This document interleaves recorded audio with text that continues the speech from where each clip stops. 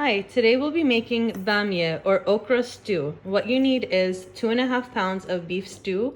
Here you've got top round that I actually cubed myself. You need 3 of these bags. They're 1 pound bags of the size 0 okra. See how small they are? 1 28-ounce can of the crushed fire roasted tomatoes. 1 tube of tomato paste. You need some spices, Montreal steak seasoning, seasoned salt, chicken bouillon powder, cardamom powder, paprika, black pepper, cinnamon, and chili powder. You need garlic and onion.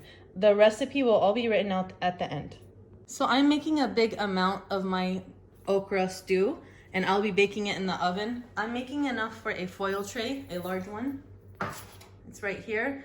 In the foil tray itself, I will be broiling my okra. So I'm gonna start by doing that. I've got my oven turned on to high with broil option on, and I'll be showing you how I prep those. And then I'll be using my Instant Pot for the meat and the soup part of the stew. So here you want to put all the okra in a single layer. You don't want them to be overlapping.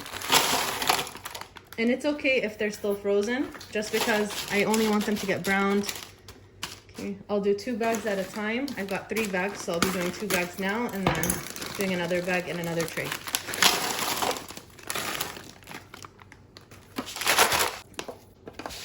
Now what I'm gonna do is take my avocado oil and spray the tops of the okra. All right, so now I'll be spraying the tops of the okra. A good layer of the oil. Okay, and now I'm gonna sprinkle some salt on top. Remember, you wanna season as you go because you want your stew to be very flavorful. And now it's ready for the oven. I'm gonna start by dicing my onion. You can use 1 or 2, it's up to you. I just like it for flavor.